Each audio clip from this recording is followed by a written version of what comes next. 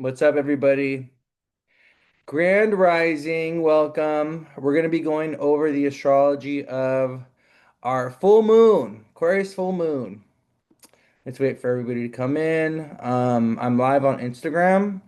Hello, welcome. I'm live on Instagram, and this will be posted to YouTube as well. Okay.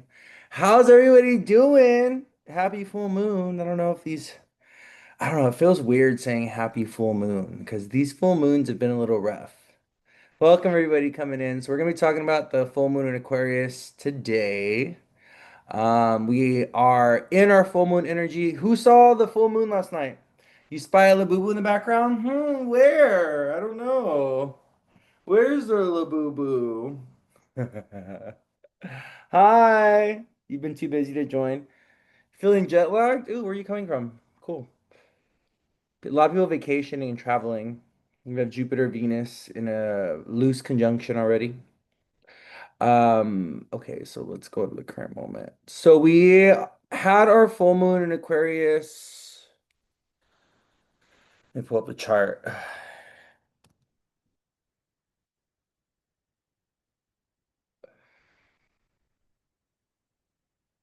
At 3:55 a.m. today, August 9th, 3:55 Eastern Time was our full moon. That's when our full moon was. Let me pull this up real quick. I don't like my notes looking like this. Okay, I'm just pulling up something real quick, pulling up something real quick. Someone tell me if he loves me and wants to marry me and if he's lying. It's really funny. Are you being serious? No, I'm just kidding. Okay.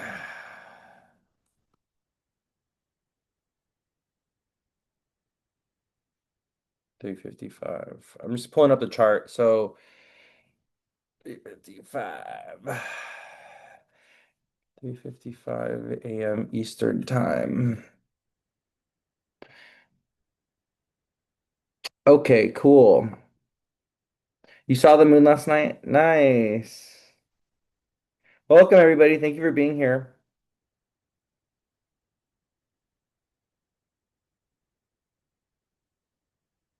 Someone said it was huge and beautiful. Cool, awesome. So, full moon in Aquarius. Wow, 16 degrees. The full moon's happening at 16 degrees, which is a Cancer degree.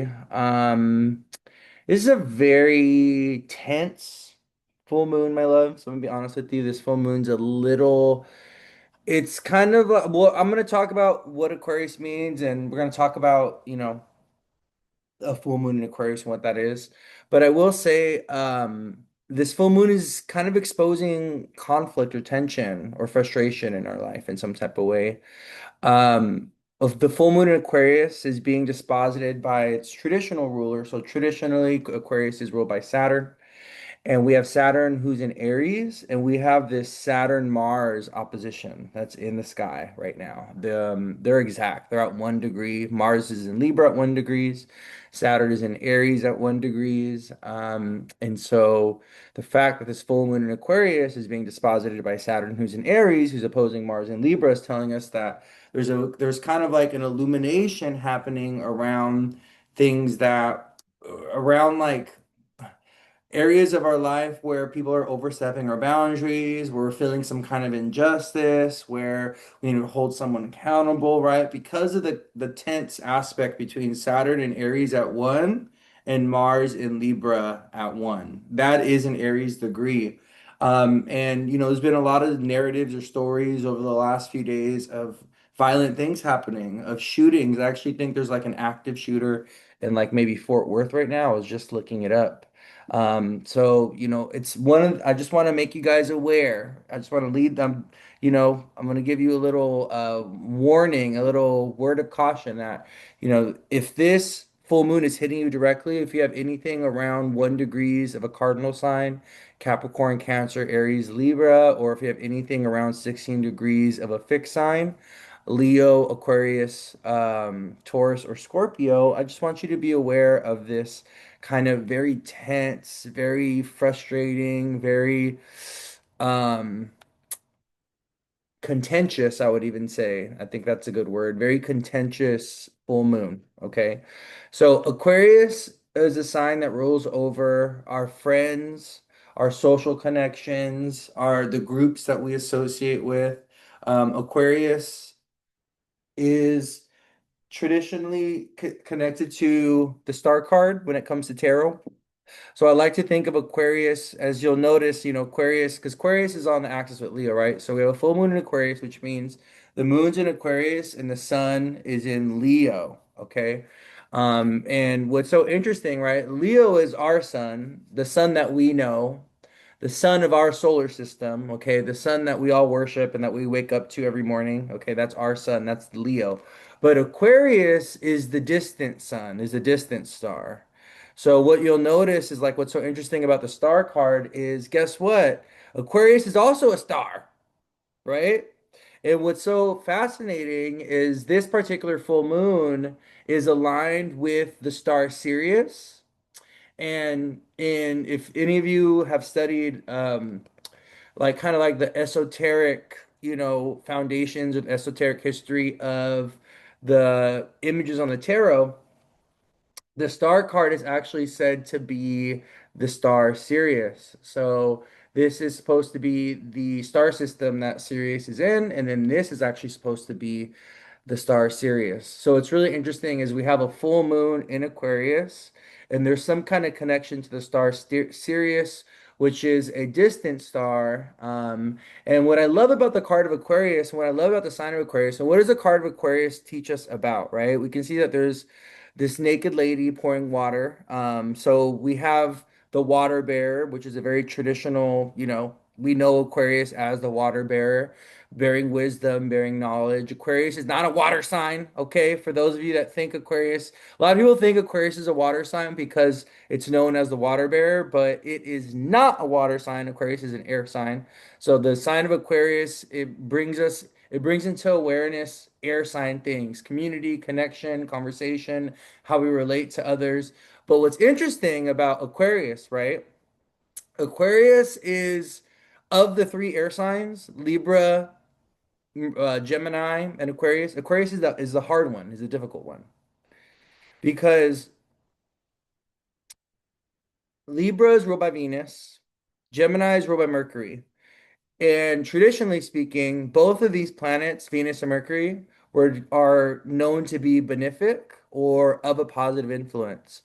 Your Mercury, you can have a malefic Mercury though, right? So Mercury is a planet that replicates and copies and absorbs or mirrors even other planetary energies. So, Mercury in our own chart can be a planet that's either very benefic or very malefic, depending on what's happening with our natal Mercury, right? If we have Mercury like in Aries, if we have Mercury in Scorpio, if we have Mercury being afflicted by Saturn or Mars, we can have a malefic Mercury. If we have Mercury, aspecting Jupiter, Venus, or the moon, we're going to experience a more positive Mercury, right? But with that being said, Aquarius is the fallen star. Aquarius is the sign of the air signs ruled by Saturn. So Aquarius, right? It makes us aware of how we're different, of how we're weird, of how we're a stranger, of how, even though, right, we live in a world of 9 billion people, pushing 10 billion, in some ways we still feel isolated. We still feel alone. We still feel disconnected from others in some type of way. And there's this awareness of I'm me to myself, and there's this awareness of I'm disconnected from everyone else in some type of way with the sign of Aquarius, right? Aquarius being ruled by, Saturn, it's aware of how it doesn't fit into society, or it even speaks to our more difficult experiences with societal structures, right? So if we think about coming into contact with when and there's and we've all had these experiences. We've all had these experiences where we've gone out into the world and we wanted to fit in or be accepted by some kind of system, by some kind of group. We can also think about this in school, right? We want to fit into a community, we want to fit into a group, and then we hit that point, our person hits that point of contact with society in some type of way, and we have a bad experience. We get ostracized, we get bullied, we get picked on, we get left out, right? We get targeted, right? So what's interesting about the sign of Aquarius as well is it has a lot to do with marginalization and marginalized communities. So what do I mean by that? Communities that are pushed to the margins, that are left on the outskirts, the outsider looking in. This is what Aquarius is about. This is what Aquarius reminds us of. This is what Aquarius, the sign of Aquarius, brings into our awareness, right? That yes, it's beautiful being different and unique. We all want to be authentic, and that's what the card of Aquarius wants to pull us to. That's why this woman's in the nude because Aquarius is about authenticity. You don't need to perform, you don't need to wear anything, right? You can be fully nude. You can be true to yourself. You can be authentic. But what's so interesting about being nude and about authenticity is that there's a certain vulnerability that comes with it. And there's a certain risk that you're taking. And I think this is what the sign of Aquarius also makes us aware of, and what a full moon in Aquarius can make us aware of is like, in order for me to like connect and be close with people, in order for me to feel to be true to myself, like it's like I want to be vulnerable, I want to be in the nude, like the star card, but I can get hurt or I can get wounded in some type of way. And we kind of when we subject ourselves to society and to groups of people, we trying to fit in, we try to connect in some type of way, I think, and this is what the tension of Leo and Aquarius is about.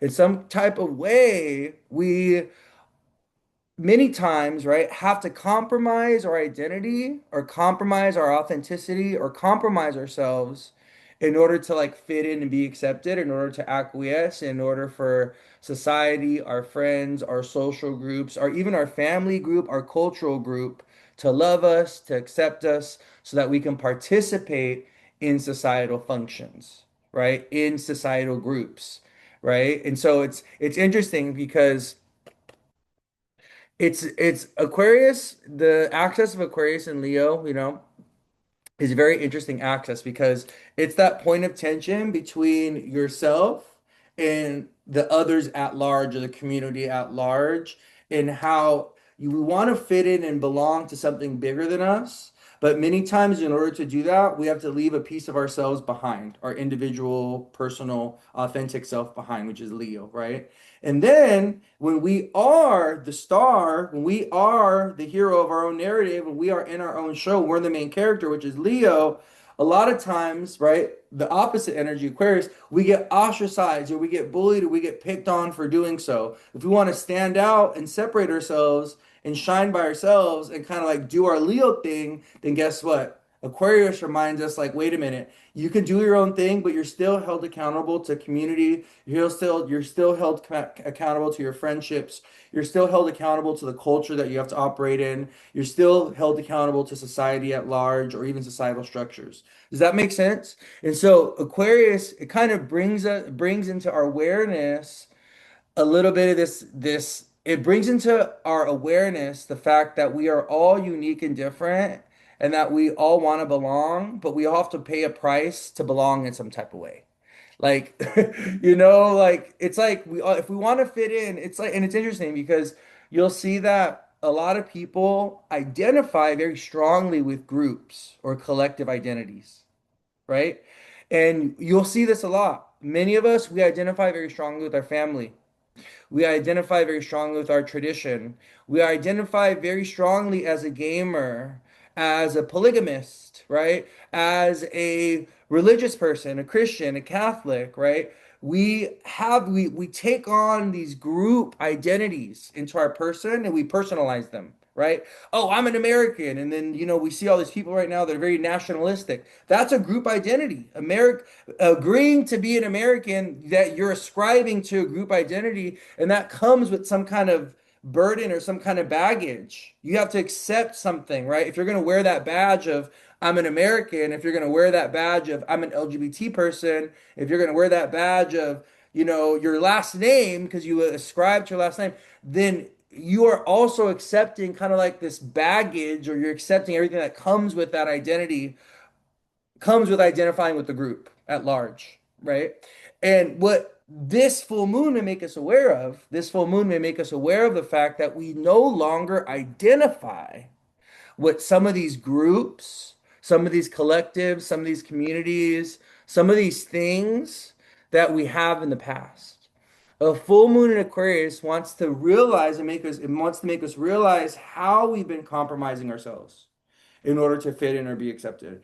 How we've been performing, how we're not being true or authentic to ourselves, how we're not allowing ourselves to be vulnerable in order to create genuine connection. And this is one of the things that Aquarius, the axis of Aquarius and Leo reminds us of, right? The moon's in Aquarius, the sun is in Leo, okay, for this full moon. It reminds us, where was I going with that? It reminds us that it reminds us that in if we want to belong to something greater, that's fine and that's beautiful, but we also got to be true to ourselves and accept ourselves and like love ourselves and like be ourselves. And we got to be willing to accept the risk that comes with authenticity. We have to be willing to accept the risk that comes with being an outsider, or being considered weird, or being considered strange. And this is what the sign of Aquarius tells us is like sometimes the price of authenticity is ostracization. Sometimes the price of being an Aquarius is that you're not going to belong to the community. You're not going to fit in. You're not going to be liked. You're not going to be accepted. And that's why Aquarius is a sign that's very countercultural. It's progressive because Aquarius is also, right, holding society accountable to honoring our truth and authenticity, right? When we are in an Aquarian society, when we are truly living up to our Aquarian ideals and the potential and the possibility of what Aquarius is and what Aquarius means, what that sign is here to teach us, then guess what? We're looking at everyone around us and we're like, I love you because you are human just like me, right? I love you regardless of your gender, regardless of your sex, regardless of your age, regardless, because even though Aquarius wants to love the community, wants to love the collective, wants to see sameness in everything, wants that equality, wants that justice, right? But it doesn't experience that, unfortunately, right? It's an ideal that we're chasing.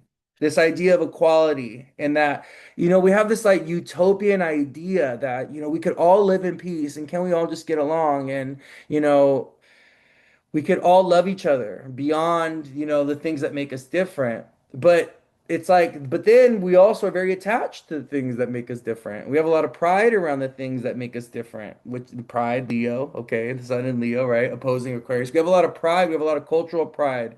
We have LGBT pride. We have a lot of pride around our identity. But so how do we reconcile that? How do we reconcile that point of tension between Leo and Aquarius, between the self and the other, between the collective and the community at large and the individual, right? And this is what the sign of Aquarius kind of makes us aware of, this tension. This is what this full moon in Aquarius is going to make us aware of in some type of way. Underneath it all, right? This full moon Aquarius is telling us that our identities are changing. Our identities are being modified. We are going through a radical identity update in some type of way. And this full moon, the new moon in Leo wanted to show us that, right? We had a new moon in Leo 2 weeks ago that was at 2 degrees. In the new moon, we had the sun and the moon together in Leo, opposing Pluto and Aquarius directly, right? Now we have a full moon in Aquarius where the sun is opposite the moon and it's ruled by Saturn, who's in Aries, opposing Mars and Libra. There's been these oppositions, there's been this tension that these lunar cycles this season, during Leo season, that are trying. So there's like this tension, these oppositions that these lunar cycles have been trying to reveal or expose within us. And we may be feeling right now that we're torn.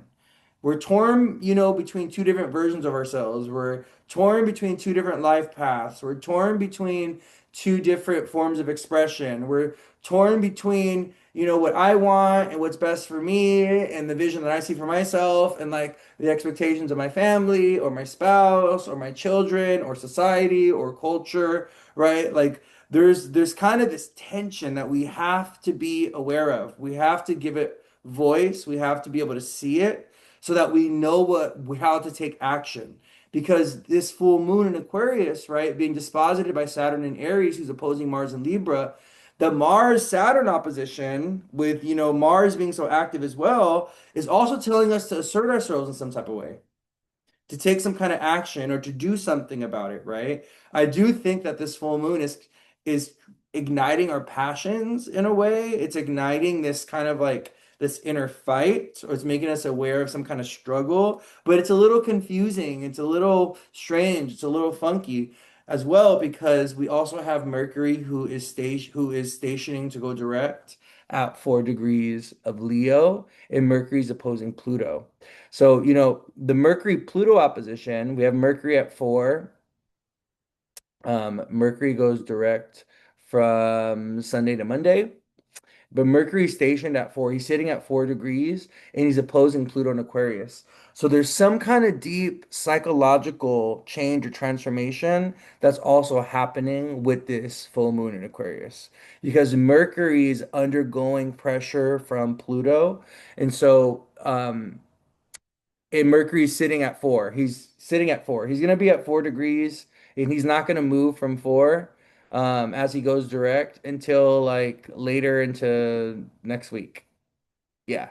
I'm looking at Wednesday, August 13th, and Mercury's still sitting at 4. I'm looking at Thursday, Mercury's still sitting at 4. He doesn't go to 5 degrees Leo until Friday the 15th. So there's this kind of moment of pause as well with this full moon in Aquarius, with Mercury stationing and Mercury, like, there may be information that we get that empowers us to it gives us clarity around certain choices or certain decisions that we need to make. But there may be this really dramatic moment of pause with this full moon in our life, especially this week, this upcoming week after the full moon, because of Mercury stationing. Like Mercury, when Mercury stations, he's not moving. He's just sitting in the sky, right? At a fixed point. But he's stationing in opposition to Pluto and Aquarius. So there's some kind of deep, so there could be, so Mercury opposite Pluto, this could be about obsessive habits and behaviors. This could be about the death and the purging of a job, of like mental things. This can be about, your pet is going through something, okay? This can be about issues with siblings, friends, aunts, uncles, extended family, because it's Mercury. There's something changing or transforming about your day-to-day habits or behaviors with this Mercury opposite Pluto. But there's something trying to, it feels like this Mercury Pluto opposition for this full moon is trying to make us aware of something deep. It's trying to make us aware of something within us, some of our processes that we may not be able to see or we may not be aware of. And it also just may bring some information, something that you weren't able to see, or something that so you weren't able to connect the dots. You weren't able to put things together. Well, the Mercury opposite Pluto for the full moon, you may connect all the dots all of a sudden. Like all of a sudden you may get information, or you may put the information together in a way to where you're like, oh my gosh, that's what this is about. That's what Mercury's been trying to tell me. That's what Mercury's been trying to show me. Oh, this is the conversation that I need to have. Oh, this is the decision that I need to make. Oh, or now I have the information necessary in order to make that choice or that decision, right? So just I want you guys to be aware of that, especially in your like Aquarius Leo house. We need to be aware of this axis in our chart. Like, what houses do you have Aquarius and Leo? What axis? Where does that axis fall in your chart? Because that's where Mercury and Pluto are going to work. That's where this full moon is also going to work. Okay? Does that make sense? Y'all with me?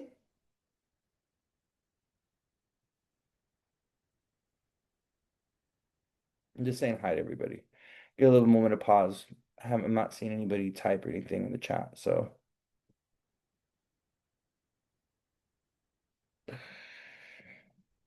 all right, cool. All right, let me put in the exact.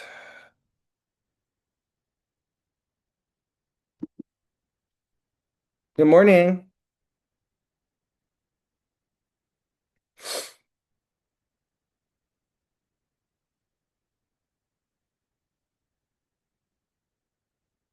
Let me go ahead and put in the exact chart.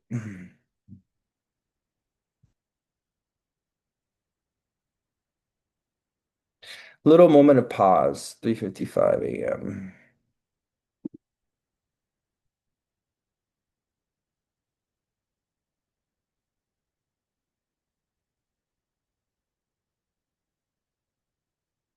It seems so quiet today.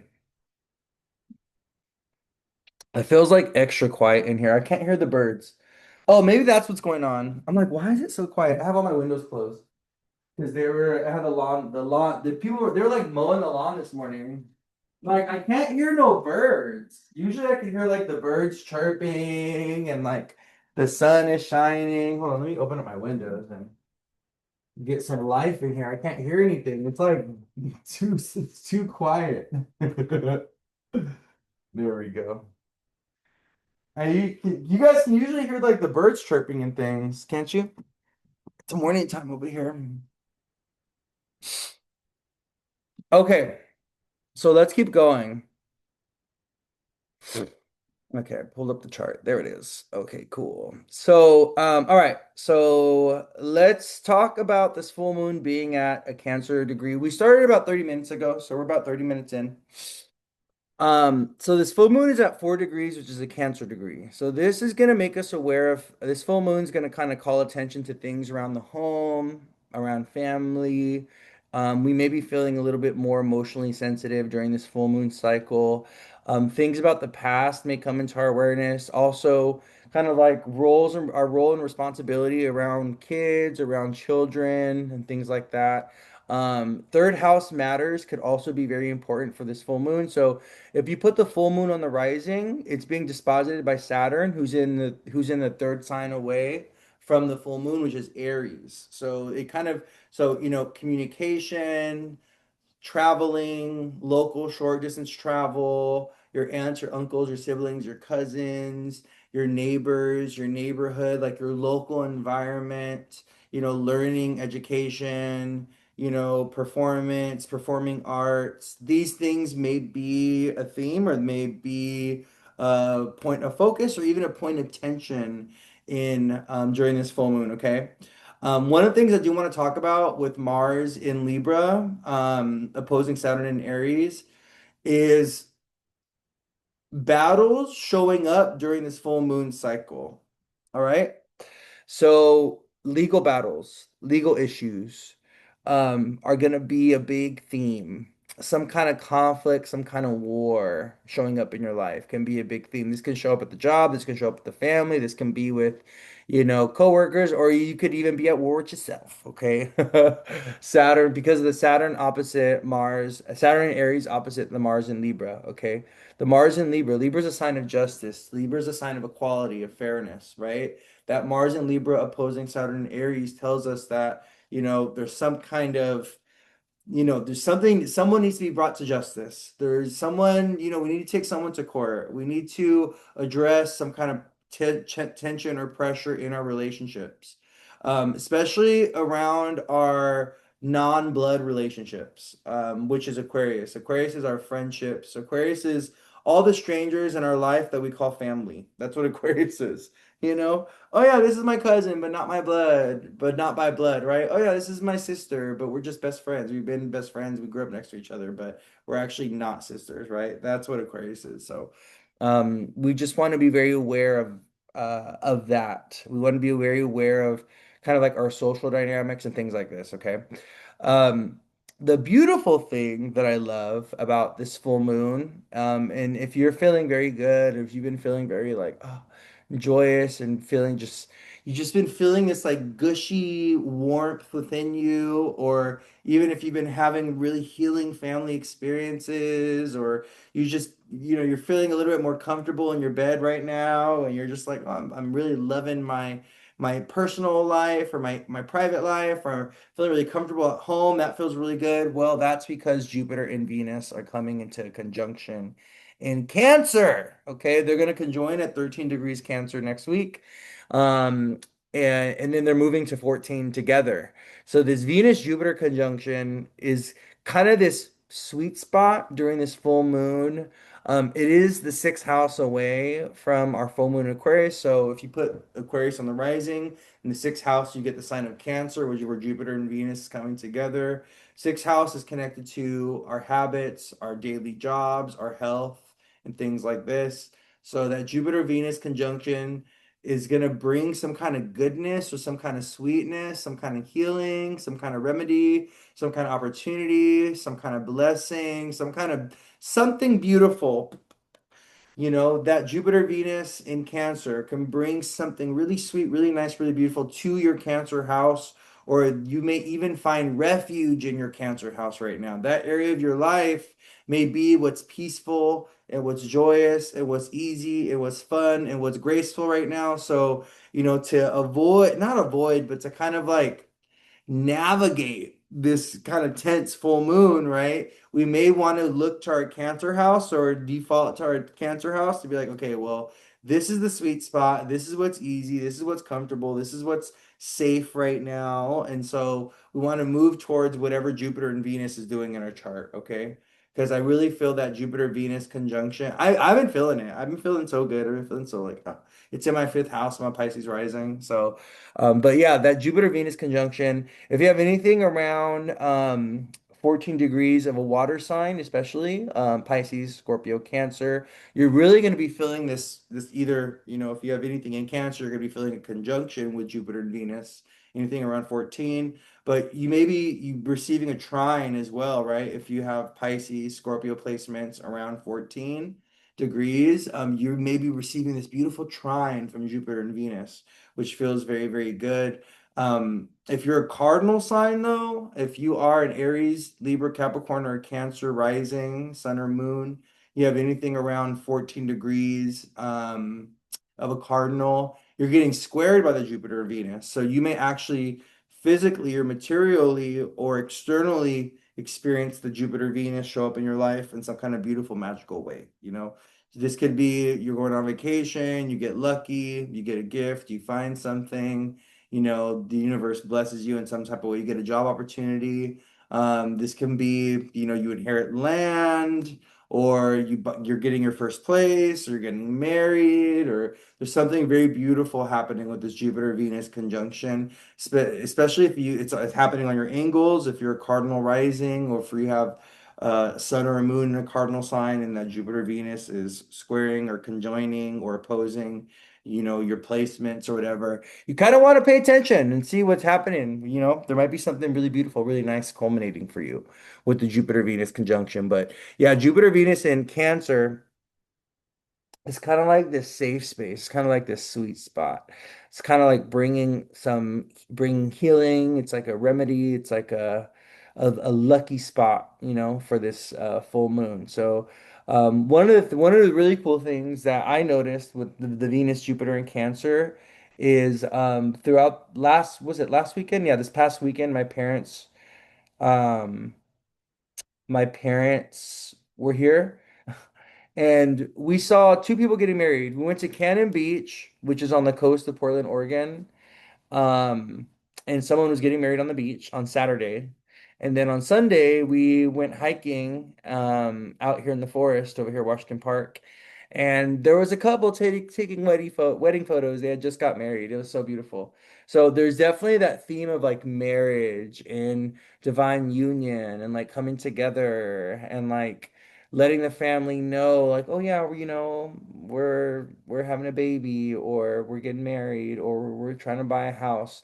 That Jupiter Venus in Cancer, right? There's something around where there's new commitments, we're trying to set a new foundation in some type of way, we're trying to grow something, there's like Jupiter's a planet of celebration, and so is Leo is a sign of celebration. Leo season, has a lot to do with celebration. And Jupiter loves to hold ceremony, so Jupiter is a planet that is connected to ceremony. So whenever we're having like any kind of ceremony, especially like a graduation party, something like that.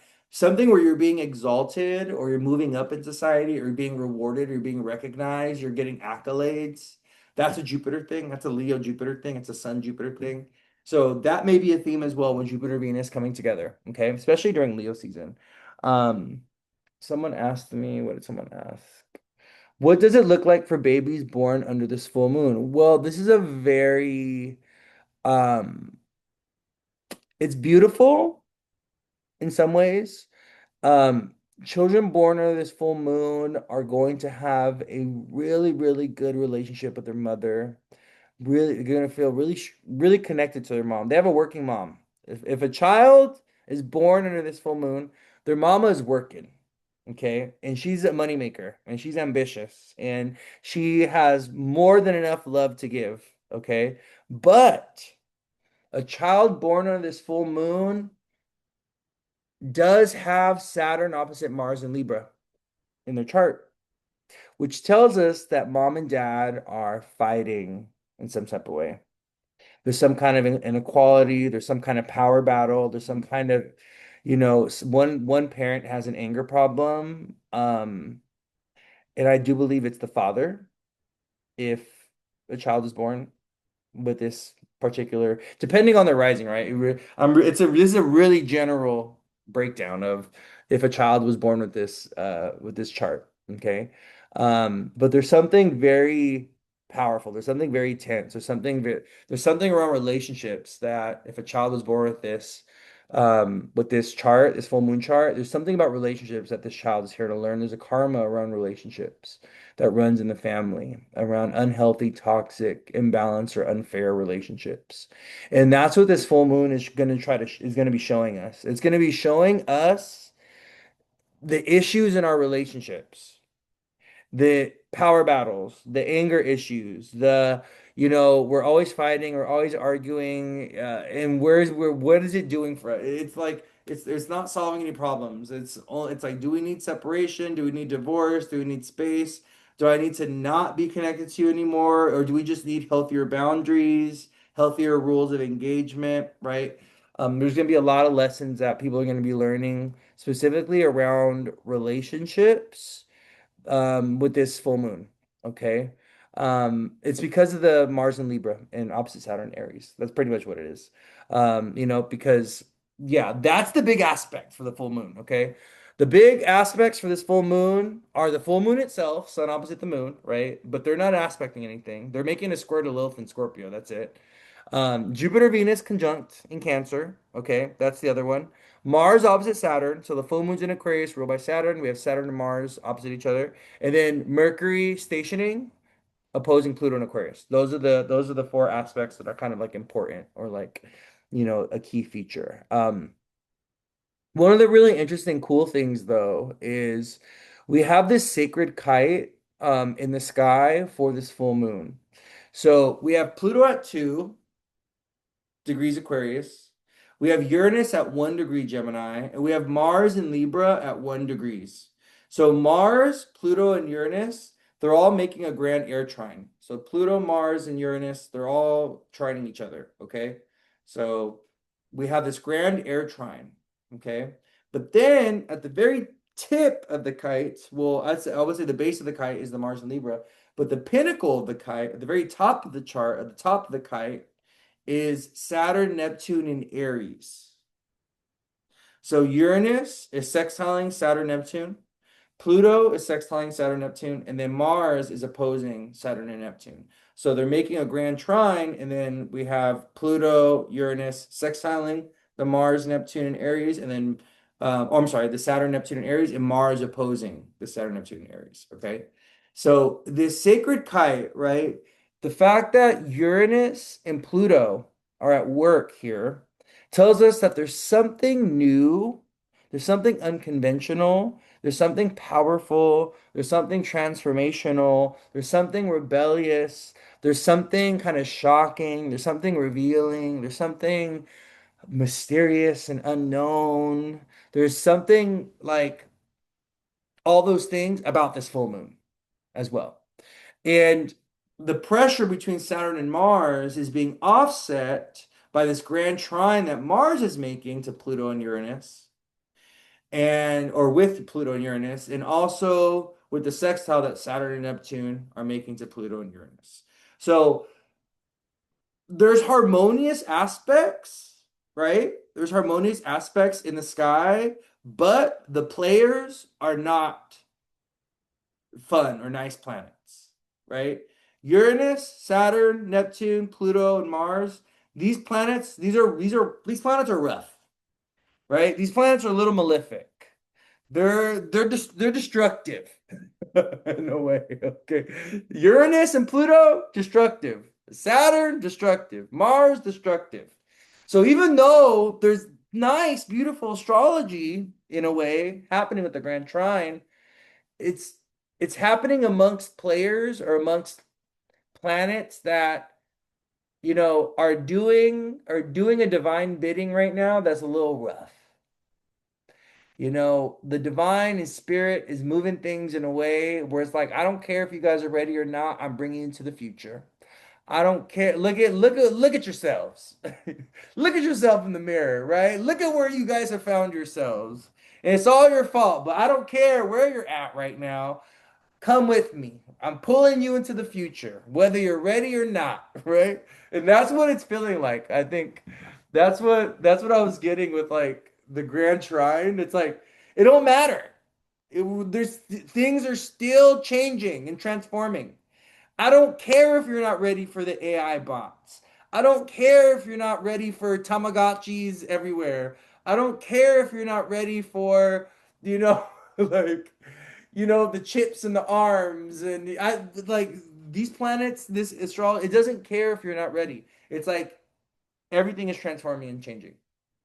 There's this divine restructuring that's happening, right? And the whenever I see a new moon or a full moon that's aspecting the generational planets being Pluto, Neptune, and Uranus, what I think of is the personal, right? Which is a full moon's are very personal. The sun and the moon are the most personal planets. They're the planets that say the most about us individually, like our unique own individual soul, right? Is the sun and the moon. But when they're aspecting the generational planets, Pluto, Uranus, and Neptune, it's like the personal is being brought to the masses, or the personal is being made, political, is being made societal. It's like we have to be hyper aware of the fact that there's these bigger themes, these bigger it's like there's a new generation that we're stepping into, right? There's a generational shift happening right now, and we're feeling it, we're seeing it with the jobs, we're seeing it with the politics, we're seeing it with the money and the finances. The culture of everything is changing. The culture of religion is changing. The culture of money is changing. The culture of work is changing. The culture of society as we know it is changing, right? And this full moon with Saturn and this Saturn Mars opposition aspecting, Neptune, Pluto, and Uranus, all right, aspecting these planets, we have to be aware that like we can't take this astrology personal right now. Yeah, we may be getting afflicted or hit by societal changes in some type of way. For instance, right, there may be a policy that Trump has passed that's impacting you personally, that's impacting you directly, that or impacting someone that you love, right? And so there's like, and that's what this astrology is like telling us. It's like there's like these big, broad, changes that are happening universally, collectively, society-wise. But those changes are also having a domino effect in impacting us in a personal, individual way, right? That's what Pluto, Uranus, and Neptune being aspect with this full moon want to make us aware of. And we're not happy with these changes. Many of us, right, we're the progressive changes we're excited about, but a lot of the change that is happening, no, many of us are not excited about it. We're not happy about it because there's some kind of weird, it's like we're moving to the future, but it's weird because there's people that are fighting for a future that's very much trying to bring things, elements of the past along with it, right? Or trying to evolve elements of the past or what was, and bring it to the future. But it's like, no, actually, no. We need a total overhaul. We need a total death and rebirth of societal structures, of the way, the money's not working anymore, the financial systems aren't working, the insurance isn't working, like the education system's not working, the leadership isn't working, the politics isn't working. These things aren't working anymore, right? But there's people that are fighting tooth and nail in order to maintain and sustain and keep these systems alive that are malfunctioning, that are no longer working. And so it feels like this full moon with, the aspects of Pluto, Saturn, and Uranus, or Pluto, Neptune, and Uranus, and Saturn, who are in new signs, right? Uranus is at one, Saturn, Neptune are at one, Pluto's at two. It's like this full moon is trying to make us aware of the fact that there's certain systems that have to go, that are outdated.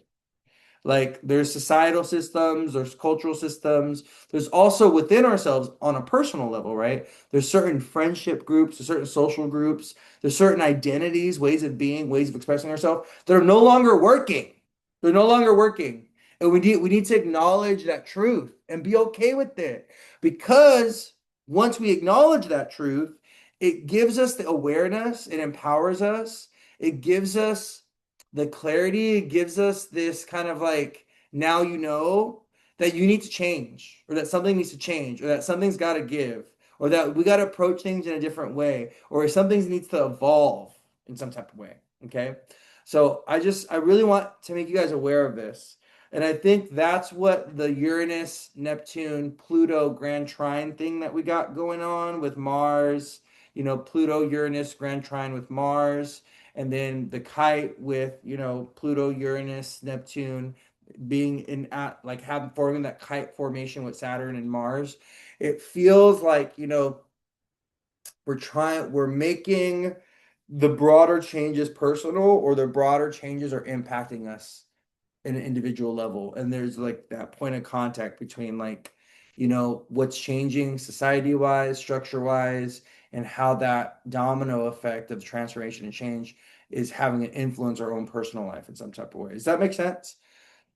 So, yeah. Oh, here we go. Oh, there we go. Cool. Everybody. Oh, nice. Walking to breakfast. You're in my purse. Oh, get in or get dragged in, but we're going. Yeah. Someone said it's harmoniously Malefica. I'm thinking it's just for our best. Yeah. Someone said our planets. No, we have Mercury retrograde and we have Pluto retrograde. We have Saturn, Neptune, Chiron, Pluto, and Mercury retrograde. Now, someone asked about retrograde planets. So yeah, okay. So yeah, so this full moon in Aquarius is trying to make us aware of how we're different, of how we're weird, of how we're unique, or how we need to honor our uniqueness and authenticity. It's trying to make us aware of the connections that need some kind of evolution, or that need some kind of change, the way that we engage. It's also making us very aware of conflict in our life because of the Saturn Mars opposition. So I want you to take a look at, so even though this full moon's in Aquarius, right? It's happening on your Leo Aquarius axis, and that axis is getting highlighted for the month. I want you to be aware of your Aries, your Libra house as well for this full moon, because Mars is going to be transiting Libra for the next 2 months, and we're beginning this Mars and Libra transit with this full moon and with this opposition with Saturn. So I think it's really important right now to kind of take note of your Saturn, your Aries and your Libra house and that access, and see what kind of stories, what kind of narratives are emerging, what kind of conflict or what kind of tension is emerging around that area of your life, or around that axis, that part of your chart. Because Saturn and Aries right now, this Saturn and Mars opposition in the sky for the full moon, is making us aware of some kind of narrative or some kind of story that's emerging, or there's something like there may be even some foreshadowing around your Aries Libra houses and around that axis. Okay. Because Saturn is going to retrograde and go back into Pisces, right? Saturn is retrograde and will be going back into Pisces. But, we're getting a little preview of what Saturn and Aries is going to be about for us over the next 2 years. So, Saturn's going to be transiting Aries up until 2027. And so, Saturn just dipping his toes into Aries right now is giving us a little bit of a preview of what Saturn and Aries is going to mean for us, right? Around our Aries house. Yeah, around our Aries and our Libra houses. All right, Aries Libra axis. If you have anything in Aries Libra, like you need to be very aware, even Cardinal, you have Cancer, Capricorn stuff, you need to be very aware of kind of what's moving, what's shifting in your life. Because I will tell you, Saturn going through Aries is starting a new cycle. It's initiating a new cycle. Aries is the first sign of the zodiac. So, Saturn, he just completed a 30-year cycle. So Saturn, he just finished, well, he's finishing, right, this year. He's finishing Pisces. He's going to go back into Pisces over the next 4 months. But when he goes back into Aries next year, he's starting a new cycle around the zodiac wheel. So he's going to be going through the first sign of the zodiac. So Saturn in Aries is really about setting new foundations. It kind of like this pioneering energy. We're starting something new, but it's painful. It's full of conflict. We're scared. We got to be courageous and brave in initiating and starting that new thing. It's like it's coming off of the back of some kind of tragedy or some kind of loss. Saturn exiting Pisces, right? So we just need to be aware of this, okay? These full moons, the full moon in Capricorn that we had last week or last month, but also the full moon of this month, right? This full moon, they're both ruled by Saturn and Aries. Saturn in a new sign, right? So these full moons, the full moon in Capricorn last month, this full moon in Aquarius, right? They're making us aware of some kind of new narrative, some kind of new story with connected to Saturn and Aries and what that's going to be. How long does Saturn take to transit through one zodiac sign? So Saturn takes about 2.5 years to transit through a sign. So if we give Saturn 2.5 years, roughly, it's like 2 and 1/3 of a year, kind of. It really Saturn's a weird planet. All the planets are kind of weird. They all got their own timing, right? But yeah, Saturn takes about 2.5 years to transit a sign. So if you do 2.5 years times four, it brings us to 10 years, right? There's 12 zodiac signs. So 2.5 years times four, there's 12 zodiac signs. 2.5 years times 12, that brings us to 30 years. Someone said natal Saturn conjunct ascendant and Jupiter, first house Libra. I'm going through Saturn opposition. Yes, you are. Yeah. If you have Saturn in Libra, Saturn in Capricorn, or Saturn in Cancer, or Saturn in Aries, you are going through a Saturn transit. So Saturn opposite the Saturn opposition. Yes. If you have Saturn in Libra, yeah, you're going through Saturn opposition. So you got to be aware. The Pluto Saturn. I think a lot of you that have Saturn in Libra, you have Pluto in Libra too. Um, because I've read so many of your guys' charts, and the lessons are going to be about relationships and partnerships and how you deal with conflict in your relationship life. Saturn and Libra, the Saturn, Pluto, and Libra generation, those of you that have that, some of you got Jupiter there too. Some of you got Saturn, Jupiter, Pluto, all in Libra. Those of you that were born, I think you were born like late 70s, early 80s. So I think if you were born like from 78 to like 82, I think. You guys have the Saturn, Pluto, Jupiter. There's one year where Jupiter was in Libra as well. I think it's like 81 or 80. um that has the Saturn, Pluto, Jupiter, and Libra. Oh yeah, you have all three in Libra. Yeah. Yeah, I've read a lot of those charts. Okay, those tumultuous, those I was married when I was 16. I got married and then I'm like, how did you go through three divorces or two divorces before you were 30? How did you manage that? You got married how many times before the age of 30? So you got married when you were 21, you got married again when you were 24, you got married again when you were 27? What? How did you fit in all those marriages into a 10-year period? How many relationships have you been in? You dated how many people? I'm like, it really is mind-boggling to me. I have Mars in the South Node in Libra, so I can't sustain a relationship for the life of me. I can't keep a relationship alive for longer than 3 months. Okay. I can't keep, listen, I have the South Node and Mars in Libra. I cannot keep a relationship alive for longer than 3 months, okay? Spirit just ends up taking it, something ends up killing it. It's just, I don't know. Right? But those of you with that Saturn, Pluto, Jupiter, and Libra thing going on, you guys are in it to win it. You guys you step outside and slip into a marriage. You just end up falling in love everywhere you go. You can't help it.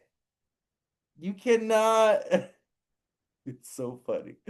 I swear it's the funniest thing. It's like when I see people with like have so much Libra, everyone they go out, they get like step outside and someone wants to like is trying to marry them and fall in love with them and partner with them and get them to commit. It's the craziest thing.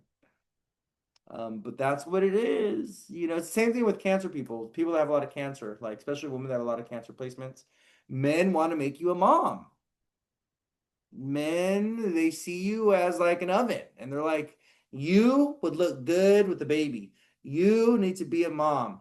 I need to make you a mom. Men, if you have cancer placements, if you're a woman with cancer placements, you are subconsciously, unconsciously, energetically telling men, like, I'm a mother. Give me a baby. I'm a mother. Give me a baby. Like, and it's crazy because men just feel it. They just pick it up. Like men, it's just you don't have to do nothing. Like you just need to like just go out and navigate life and do your thing. And men are just like that right there. That's a baby mama right there. It's the funniest thing ever. It's really funny. It's an energy thing. You can't help it. Same reason why like some of you can't help being like I posted yesterday in my stories. You can't help being with an old man. You can't help that. You know what I mean? You got a Cancer moon. You got a Leo moon. You got Venus and Cancer and Leo. You got Saturn in your seventh house. You have Saturn touching your Venus. You have Saturn touching your Mars. You can't help the fact that you are into older men. You can't, it's the way. Someone's got to love Saturn, baby, and it's you, my Cancer Leo folks. Okay, Leo rising, Cancer rising. Leo, Cancer, Venus, Moon people, all right? Or if you got Saturn touching your Venus or your Mars, or Saturn influencing your seventh, or ruling over your seventh, baby, you're here to be with an old man, okay? I love that for you. Oh, let me close this. It's a little cold outside, you know? And full moon in Aquarius, who's marrying an old man? People that are born on a full moon in Aquarius. She's a Leo. Yeah. She said, that's me. I love salt and pepper. She's a Leo moon. Why is it? Okay. Well, why is it that Cancer and Leo folks, they love old men or they love older folks? And why is that? Well, it's because you guys have Saturn ruling the sign opposite of your moon or your Venus or your rising. So if you're a Cancer rising, your seventh house is ruled by what? Capricorn, Saturn. If you are Leo rising, your seventh house is ruled by what? Aquarius, Saturn. So, right, seventh house, if you have the sign opposite your moon, your Venus, your ascendant, it tells us what you're attracted to, right? Yep, Lana Del Rey is a Leo moon and she likes herself an old man. Okay, she got a daddy complex. She's looking for her father. My Leos and my Cancers with their daddy complex. Okay, let's talk about those daddy issues. Okay, let's talk about how you're looking for your daddy. You looking like you're looking for your mom or you're looking for your dad. That's what's going on. Like I know they weren't there. They didn't show up for you. They weren't really present growing up. So you're looking for your mommy, you're looking for your daddy. That's fine. That's okay. It's a beautiful thing. I love that for you. All right. So, but yeah, Aquarius, right, is ruled by Saturn. You're looking for your daddy. All the Cancer Leo risings in the chat. It's just blame it on your chart, okay? Just blame it on your chart. Oh yeah, if a guy has a Cancer moon, he's looking for his mom. Yeah, if a guy has a Cancer moon, he's gonna be with someone that reminds him of his mother. It's a karmic thing. Aquarius moon, welcome. Welcome, native Aquarius moon. It's your time to shine. it's a full moon in Aquarius in your sign. So, um, yeah, I love that for you. I'm a Leo moon and rising, and my husband is younger than me, but acts like an old man. He was like a father to all his siblings. I have a Cancer Venus, and he's been sleeping over every night. I love that for you. So yeah, so another thing I want to make you guys aware of, so we talked about the astrology of full moon. If you have any questions about this full moon, please go ahead and ask. That's fine. We're an hour in. I'm planning to be here 2 hours, so I'm gonna be here for one more hour. One of the things that I do want to make you guys aware of is this kind of like ongoing narrative of the South Node in Virgo, and we had Mars and the South Node together in Virgo over the last 2 months. Mars just went into Libra, but there's this thing with jobs. There's this, you know uh, people losing jobs and people, trying to figure out their career and their career direction and what's going to happen. Let me tell you, okay, if you're finding yourself in a position where like work and career are very confusing things right now, or they're very like amiss, or things have gone awry, or you've had some very shocking, unexpected events unfold when it comes to like work and career, you're just confused about that area of your life. Just right now, like do your best, okay? Fit in where you can get in. Just like make it work. Do your best to make it work right now. But we're gonna have more clarity around what's gonna happen with like money, work, career, how all those things are like changing, like society-wise. Like what is, it's like there's a lack of jobs right now. Like AI is coming in and replacing all these jobs. There's tons of layoffs and all this stuff happening. So it could be very, with that in mind, since we know that, right? We don't want to take it personal. We don't want to internalize a bad work experience or a layoff or getting fired or something like this. Okay? Because that South Node in Virgo, all right, and the eclipses that are coming that are going to be in Virgo season, okay, South Node in Virgo, the eclipses that are going to be, right, it's like we have to be aware of the fact that these things are evolving or changing. Work, career, money, what that means. Like doing a 9 to 5 or retiring at like a job after working there for 60 years is not the truth. It's not the reality anymore. That period, that idea, that kind of like lifestyle, that kind of cultural lifestyle that we have here in the States of like working at a job, retiring, and getting your benefits and all pensions, baby, that's all evaporating. That's all changing. That's all dying and being reborn into something new. We don't know what that new thing looks like yet. We don't know what's coming in to replace it, but what we do know is that that's dying and that's like evolving. That's changing. So if you're finding yourself in a place where you're very confused about work and career and your income and money, and like that's just a really weird thing, you're not alone, number one. Number two, just do your best, okay? Um, there's gonna be solutions coming out of this decade, going into like 2030, 2031. There's gonna be some big societal solutions, hopefully, that the government makes, right, to help us all navigate this like, all right, well, if income is disappearing, if we're not making money, if jobs are disappearing, then what's gonna replace it, right? Well, I think we're gonna get more clarity with that moving into 2030 and beyond. So just be patient, okay? Just hang in there and don't take it personal because this is a very difficult time for a lot of people. All right. Someone said news reports are saying people are spending more time than average in between jobs, looking for a job, and more people are dipping into retirement. Meanwhile, yeah, it's very true. Yeah, I posted all those articles. I posted those articles a few days ago. I think on the 7th. I was posting all those articles about like, it's taking people a lot longer to find jobs. Job vacancies are open for longer. It's harder for people to keep jobs. People are leaving jobs after 6 months, a year. Like, the job culture is no longer sustainable, is the truth, is the fact of the matter.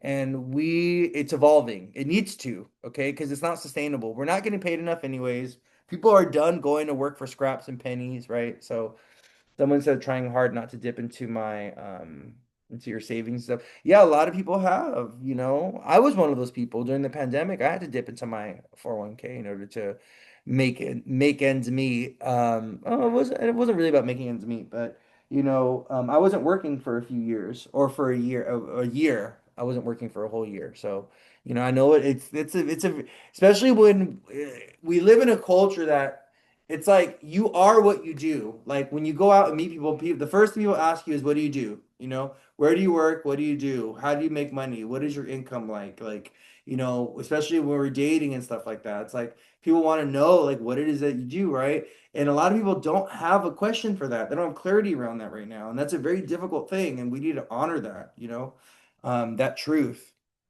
Okay. What was something else I wanted to talk about? There's something else that had come to me.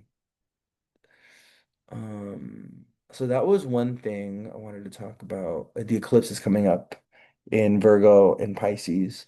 There's going to be more like, oh, the other thing is, okay, yes, the other thing I want to talk about, very important, because there's like a six house focus. The South Node's in Virgo. We have Jupiter and Venus and the sixth house away from the full moon.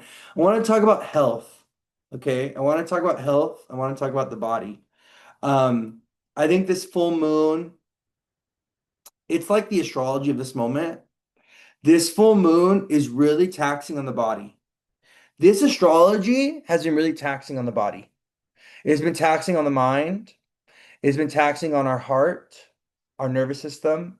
It's been really taxing on our digestive system, our stomach, and our intestines, like our colon and, you know, our liver, our pancreas. This astrology has been very, very taxing on our bodies, health-wise. All right. So, this is why we've been seeing many people pass away who've had long-standing health issues. Okay. Like many of the people that have been passing away, I want you to notice this, okay? Because this actually, I was talking to somebody about this. When Mars was going through the South Node in Virgo over the last 2 months, who, what were the people that were passing away mostly? It was men. Men were passing away. All the stars that passed away were all men. Did you guys notice that? The ones that in the last like month and a half, 2 months? Because Mars was with the South Node in Virgo, and Mars rules men. Mars rules over men. Okay.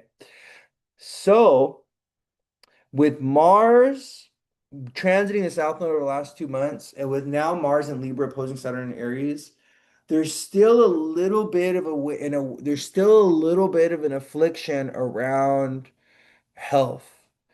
We're being made aware of, okay, so it's like those of us with pre-existing conditions, if you have health issues, they're being exacerbated and there's like a breaking point with health issues, or they're manifesting into something chronic, or they're manifesting into, oh, you need to go to the dentist and you need to get this fixed. Now you need to go and get that knee replaced. Now you need to go and get this thing addressed. You need to figure this out. You need to work on this. Okay? Because, yeah, this astrology is making us very aware of our body, of our health, of what's going on with our physical form, and our lack of self-care, especially lack of self-care when it comes to routine, how you're routinely not taking care of yourself. It's like the consequences of mistreating our bodies, of not being healthy, that we're having to reap those consequences. And a lot of people are seeing this kind of like karmic thing unfolding when it comes to people, when it comes to their health. Okay. We're seeing it collectively. All right. So I do want to, and so where does the full moon in Aquarius have us focus our health wise, right? It has us focus on our cardiovascular system. How does this focus on our heart health? Okay, our blood pressure. Okay, if you're someone that if you're a pre-diabetic, if you're someone that struggles with diabetes, if you're someone that struggles with sugar, I'm talking to myself. South Node, Mars and Libra. Mars is on my South Node, and I had ice cream last night, and I was like, I should not be eating this, but I swear I was eating that ice cream last night. I was like, I was like, this is tasting extra good. Okay, I'm gonna tell you right now. Ice cream is tasting extra good right now. Do you know why? Do you know why? Because Jupiter and Venus are in Cancer together. So cheese, milk, dairy right now, baby. The ice cream is extra sweet. Okay? That breast milk ice cream is looking a little tantalizing right now with Jupiter, Venus, and Cancer. Okay? Some of y'all are trying to suck off of a teat with this Jupiter, Venus conjunct coming conjunct in Cancer. All right? Someone said they're eating cookies. Yes! Someone said just said cheesy popcorn. Yes, listen. The ice cream is ice screaming right now. Okay? Boobies.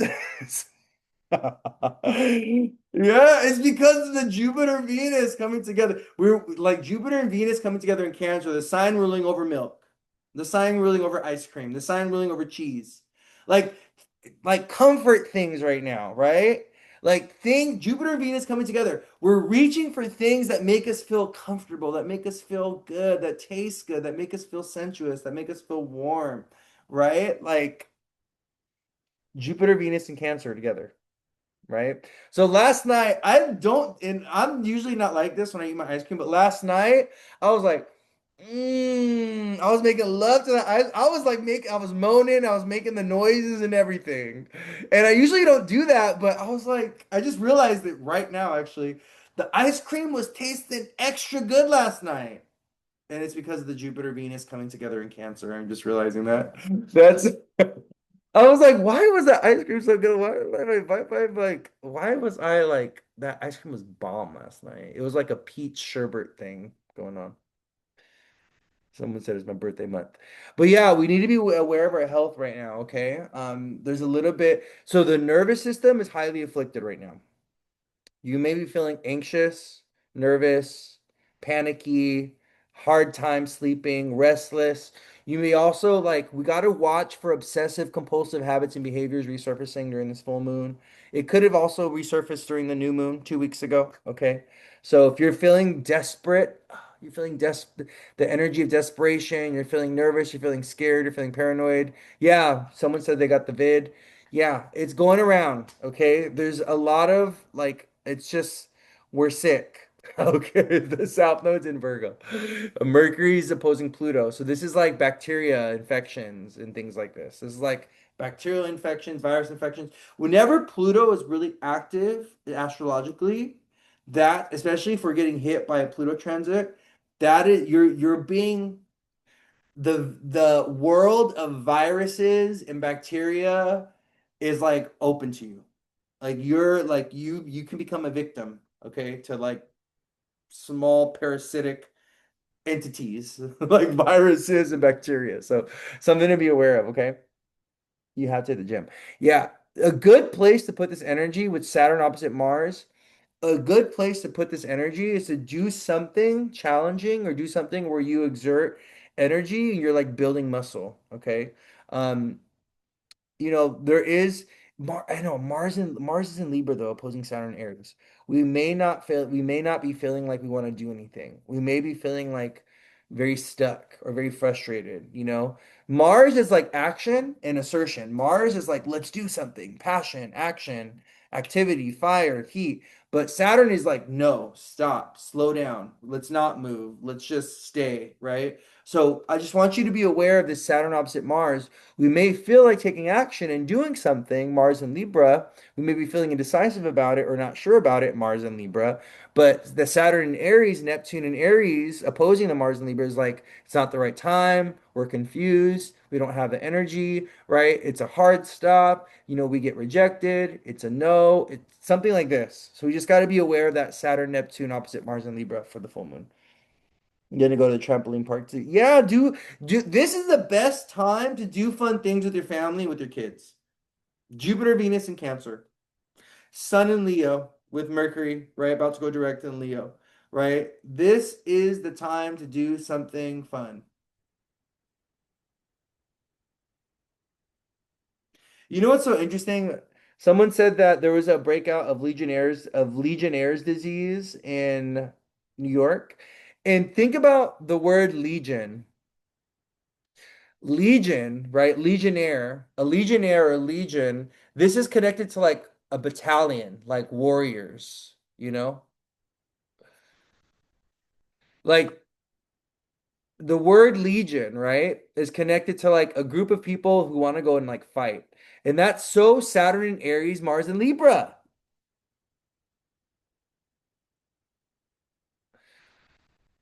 Yeah, a legion is a unit of 3,000 to 6,000 men in an ancient Roman army. A legion is a vast host, multitude, or number of people or things. So it's so fascinating to see, even in the language of like Legionnaire's disease, we see the Saturn in Aries, Mars, and Libra.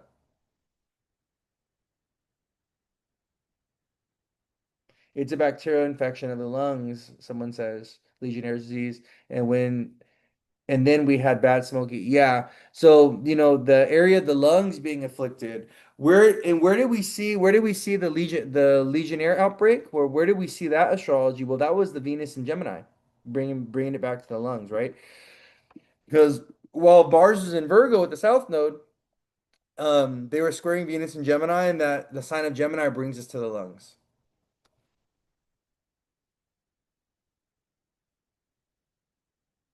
What is that? Let's see. Oh, it's in water systems. Yeah. So Legionnaire's disease is a severe form of pneumonia caused by Legionella bacteria commonly found in water systems. It's contracted by inhaling contaminated water droplets or mist, not by drinking the water. Really interesting. So we get the water influence, the toxic water, contaminated water from the Saturn Neptune together, right? That's where we get it. Neptune bringing contamination of water systems or toxic water. Neptune is the planet connected to water, or one of the planets connected to water, just like the moon. I do not. I do. I would never. I just don't drink water from a fountain. I have myself a little water machine, a water dispenser. I get my water delivered. I get big, is it 5 gallon things? I think they're big 5 gallon things delivered. I do not drink faucet water. I would not, I don't care where you live. I would not drink faucet water if I were you. You just can't trust the water that's in the ground anymore, unfortunately, you know? You just can't. There's too much toxicity in the world. So, yeah, so Jupiter, Venus, and Cancer, go treat yourself to some ice cream today. The full moon is messing you up. But yeah, I wanted to talk about health and wellness with this full moon or with the current astrology, because the astrology is definitely applying pressure to the body in different ways. And people that have been dealing with chronic illnesses or chronic sicknesses, they have been going through a lot. Also, our nervous system and our immune systems are kind of weakened or very sensitive right now. So we just need to make sure that we are, staying on top of our self-care. We're taking our vitamins and minerals, we're eating right, we're getting enough sleep, and things like that. Someone said it gets into air conditioning on roofs. I'm assuming you said like the Legionnaire's bacteria or whatever. And someone, yeah, there's another in fire and the fires, yeah. So we've been seeing so there's been a lot of like outbreaks of like violent things. So it's like fires breaking out. There's been gun violence, people getting shot. I think there's an active shooter. I was saying in the beginning, there's like an active shooter situation right now, somewhere. Active shooter. That's because of the Saturn and Aries, opposite Mars and Libra. Oh wow. Someone was shot outside of CDC headquarters. Officer killed, active shooter at Emory University campus. Yeah, in Atlanta.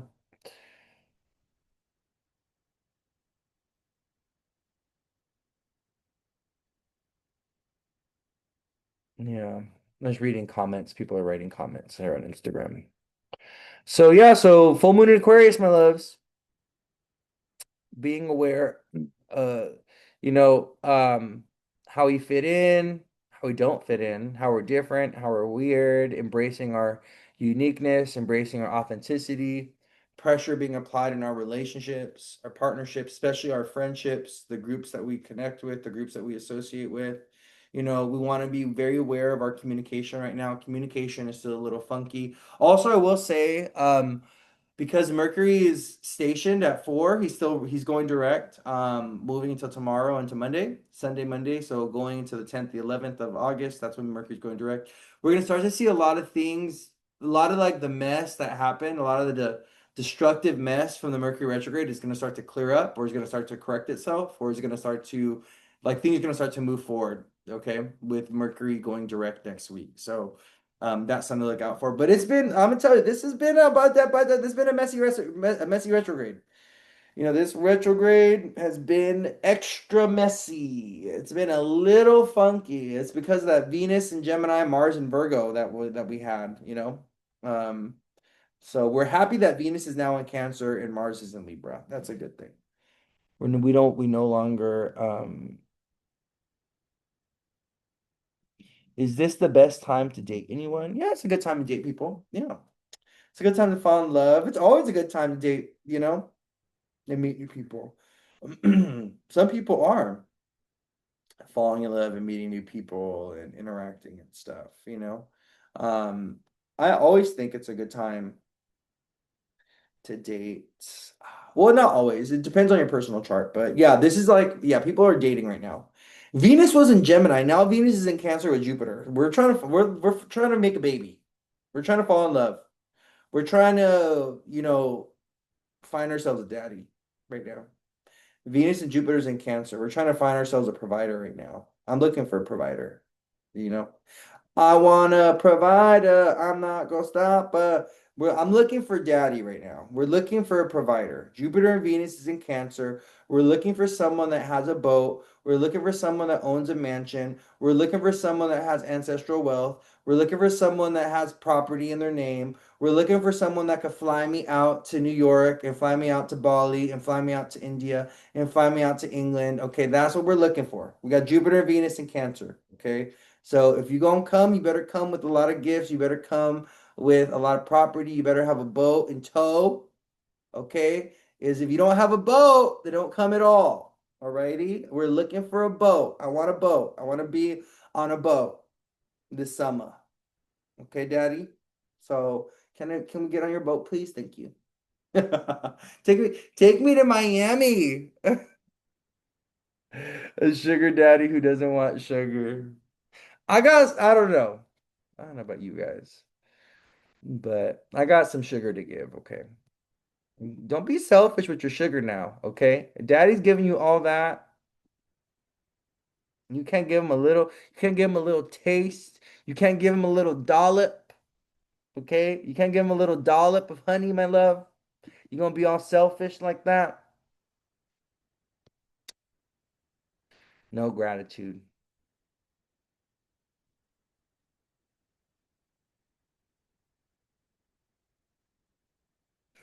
Someone's someone says me, Venus, Pluto conjunct is Scorpio. It's an equal just a little. You can't give him a little dollop, a little taste of honey. Jupiter, Venus trying. Yeah. I see when someone has Jupiter, Venus together. Okay. Because I've seen this. I've seen Jupiter, Venus together in a chart before in a woman's chart. And let me tell you something about Jupiter, Venus together. Okay. People that have this in their birth chart, especially when a woman has this, Jupiter, Venus in aspect to each other, they end up with partners or spouses that have something, that have means. They end up with people of means. Because Jupiter and Venus together, right, is being with the husband or spouse or partner, whether you have them in conjunction or they're aspecting each other, that has a good relationship with the material world and is very, very abundant and has a lot to provide or a lot to give. That's what Jupiter and Venus is about. And many times when a woman has Jupiter, Venus in her chart, her dad had money, her dad was wealthy or very intelligent, or he was well established in society.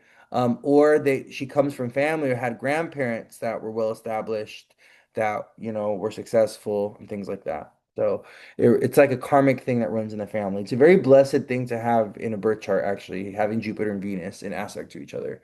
I see a lot of people don't take advantage of if I see a lot of people that have Jupiter, Venus together.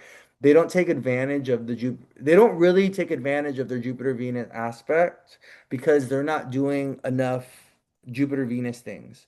They're not like socializing, they're not interacting with society, they're not, you know, going to the parties and being part of the culture, and they're not like integrating themselves with like others. I really do feel in order for you, if you have like there's certain aspects that you have, if you have like a benefic aspect like Jupiter Venus in a chart together, the only way you're really going to see the magic of that aspect come to life is by socializing and interacting with others and kind of like putting yourself out in the world and making yourself available to others.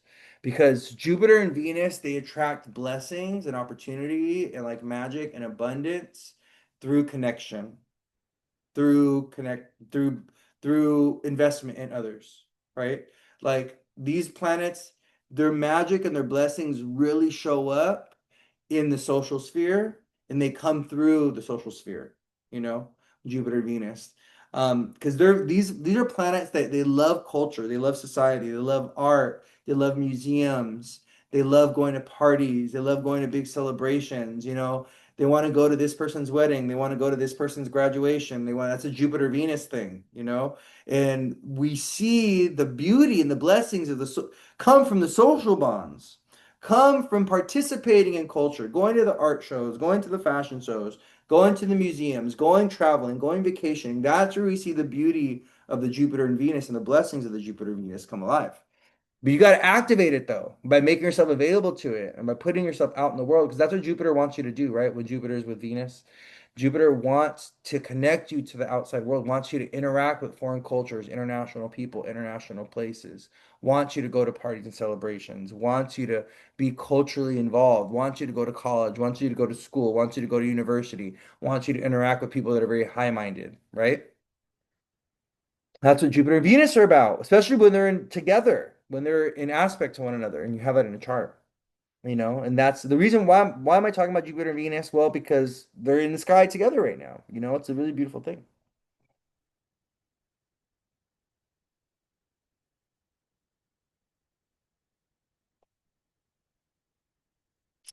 Someone said, question about this. I have Jupiter 1 degrees Taurus, trine Venus 29 degrees Leo. What does that mean when they're aspecting, but in the sign base square? That's tense.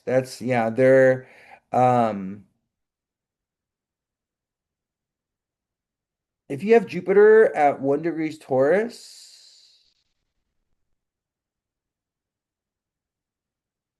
oh yeah. They're trying each other. Yeah. They're actually trying each other. Yeah, because yeah, they're trying each other. That's good. That you can make that work. It is it's a trine by aspect, but it's considered a square by sign. So there's still some kind of conflict. It's going to be harder to express that trine or to see the benefits of it. Because you have a Jupiter and a Venus that are not in the same element. So they're in conflicting elements. Like Venus and Leo wants to do one thing and Jupiter and Taurus wants to do something else. So those signs square each other, right? So, but the trine aspect makes it easier to manage. The fact that they're trining each other within like 2 or 3 degrees, it makes it easier to manage or makes it more benefic. You know, but in general, squares to Jupiter and Venus, whenever you have a planet that's squaring Jupiter, Venus, or even if you have benefic squaring each other, like let's say you have Moon square Jupiter, or let's say you have Jupiter square the Moon, or it's the same thing, Moon square Jupiter, or Venus square the Moon, or Venus square Jupiter, okay? If you have a square with Jupiter, Venus, or the Moon, all right. If you have benefics squaring each other, okay, let's say you have Jupiter, Moon, or Venus in some kind of square opposition.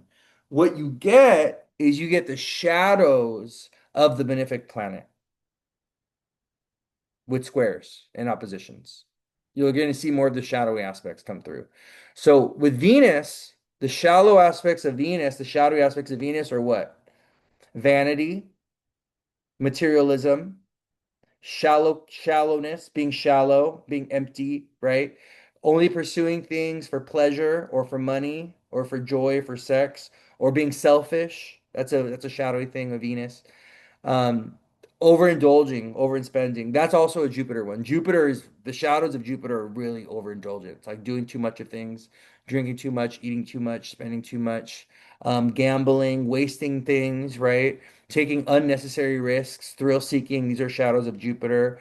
The shadows of the moon are doing excessive comfort things, excessive eating, staying at home, kind of being lazy. The shadow of Jupiter, Venus, and the moon can be laziness, inaction, not doing anything. And so you can see that when you have squares or oppositions amongst the benefics or to the benefics from other planets. That's when you get more of the shadowy or negative aspects of the benefic planets, Jupiter, Venus, and the moon. Does that make sense? Yeah. It's good though. Having them in aspect to each other is great. Like having Saturn, I'm sorry, having Venus and Jupiter in aspect to each other is great. It's better to have them in a sextile or a trine, but having them in a square opposition is not bad as well. But it does make you more prone to the shadowy aspects of that particular. It makes you more prone to the shadowy qualities of that particular aspect. Does that make sense? Someone said they have Venus opposite Jupiter. Yeah, that's great for money. That's great for partnership. That's great for business, but that can put certain things at odds. Like, Jupiter in opposition to Venus can be overindulging on love or feeling restless when it comes to love, or like, extreme highs and lows when it comes to romance, or, you're kind of you get overexcited or you just move too fast when you fall in love. Or this could also be about your relationship with money. You overspend, or even how your values and your relationship with the material world, Venus, is in conflict with your beliefs and your morals and your ethics. Sometimes that Jupiter opposite Venus can manifest as being with a partner that's very shallow, very materialistic. So these are things that you've got to be aware of. The squares and oppositions in our chart or amongst our planets are going to bring out the more shadowy aspects of the planets that are making those squares or oppositions. It makes us more prone to the negative aspects of those planets in that part, and it could bring out the more shadowy qualities. So just something to always be aware of, right? This is a big thing when you're understanding aspects, especially if you're trying to learn about like squares and oppositions and trying to sextiles and how to delineate those or how to, interpret those or get meaning from them. You just really want to understand that that squares and oppositions, they tend to bring out the more negative qualities of planetary aspects or of a planet. Not that they will, it's not a guarantee, but they can. And they often do, from my experience and being an astrologer and looking at charts all the time. So, but anyways, yeah. So anything else we want to talk about for the full moon in Aquarius?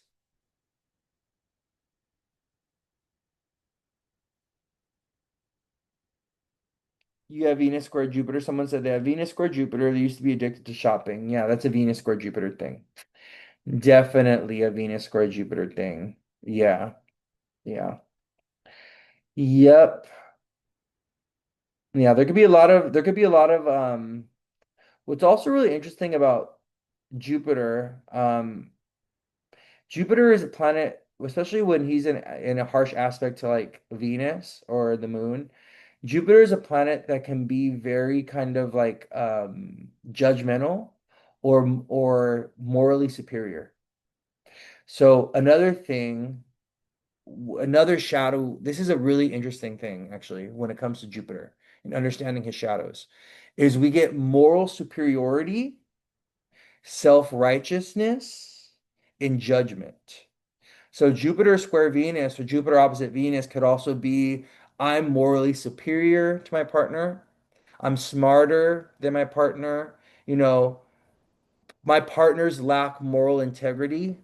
My partners are not as wise, as not as spiritually developed as me. Or there can be like a judgment, like a very highly critical, morally ethical, judgmental attitude that someone could develop towards others or towards a partner with Jupiter square Venus or Jupiter opposite Venus. These are some of the shadows of Jupiter as well.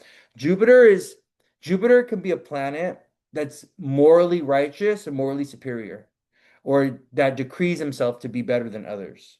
We see this a lot with the sun and with Jupiter. For instance, right? If we think about like the conquistadores, we think about the conquerors, we think about like, the French and the English and the Spanish going into South America, going to North America and being like, we're God's chosen people. We're what do you call this? We're not barbaric, right? We're civilized, right? And so we're gonna go into a culture, foreign culture, which is very Jupiter. Jupiter is about foreign cultures and foreign people, right?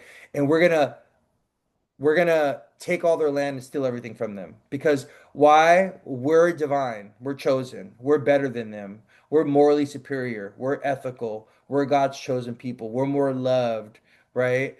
Like, so we get this kind of like bias and prejudice towards foreign cultures where we feel more entitled, we feel more chosen, we feel more deserved. That's one of the shadow aspects of Jupiter as well. Like, and we see it all the time. This is an ongoing human thing that we're still dealing with today, right? People thinking that they're more superior, that their culture, that their ethnicity, that their people, or that their nation is better than others.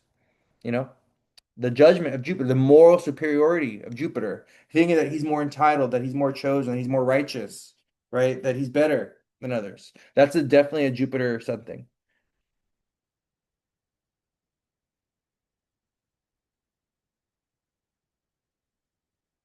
Well, someone asked, "What if Jupiter square Venus in my chart, but Jupiter's my sun?" It's what I was just describing. It's what I was just describing. You know what I mean? It's exactly what I was just describing right now. That Jupiter square Venus.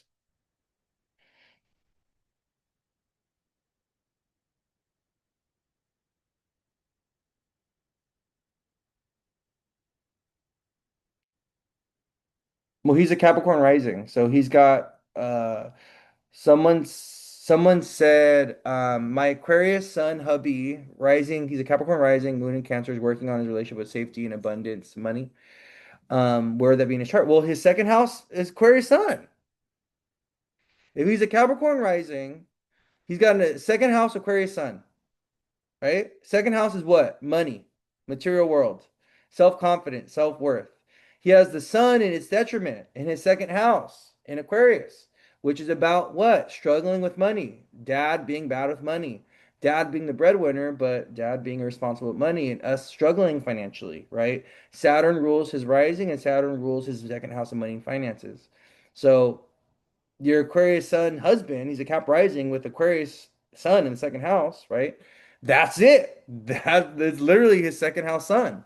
That tells us he's here to build a relationship with the material world and heal his relationship with money, but not identify with it, right? That's a second house sun moon thing. A lot of people that have the sun and the moon in the second house, they internalize their relationship with money in the material world, or they identify with their relationship with money in the material world. And if the money isn't good, they're not good, right?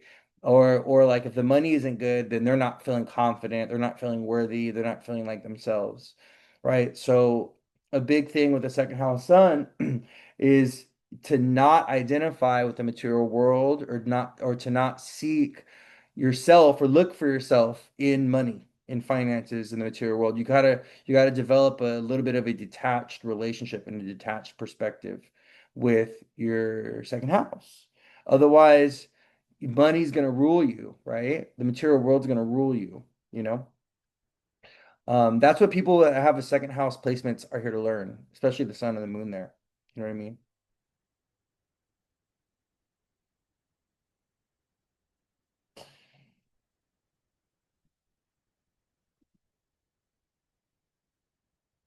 So yeah, getting back to our full moon. Any questions that you guys wanted to ask me about the full moon?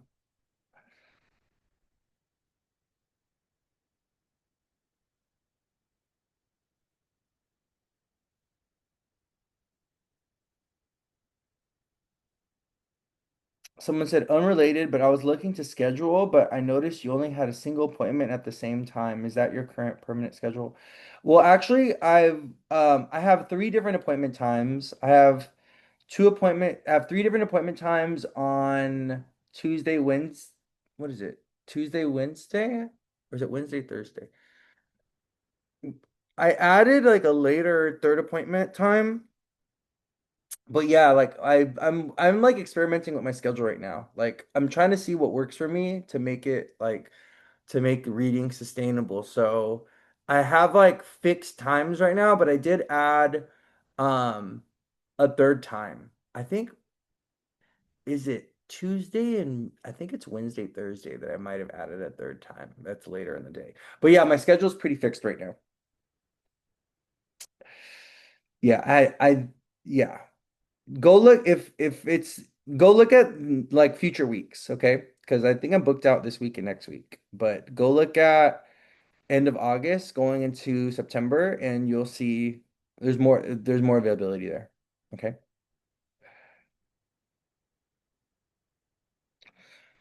But yeah, my loves, I think that's it. I don't think I have anything else to say about this full moon. We went over Saturn opposite Mars. We talked about Mercury opposite Pluto. We talked about, the full moon being at a Cancer degree. We talked about the sign of Aquarius, what that's about. We talked about Jupiter, Venus together.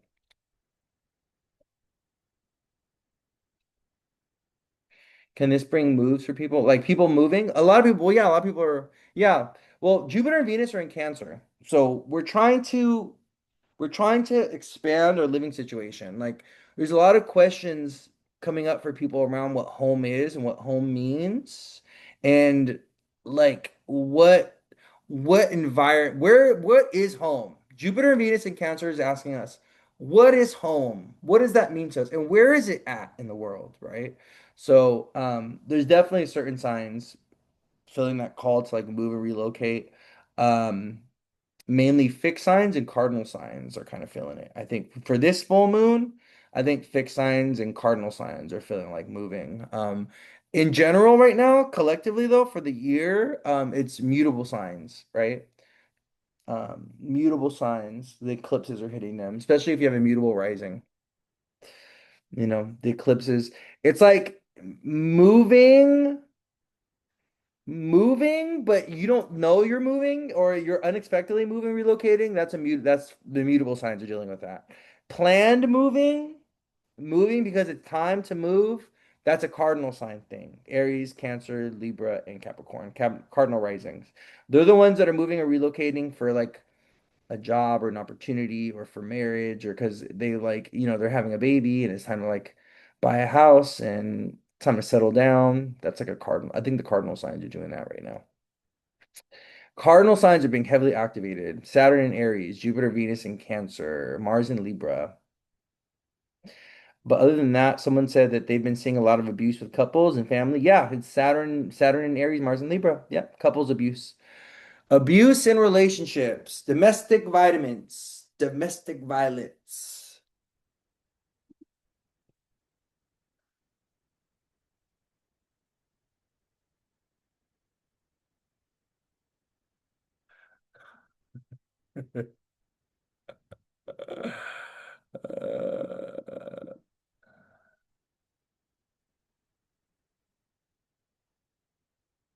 Hold on. I'm looking for the I'm looking for a certain I'm looking I'm looking for a certain video. Have you guys seen this one? Look over here.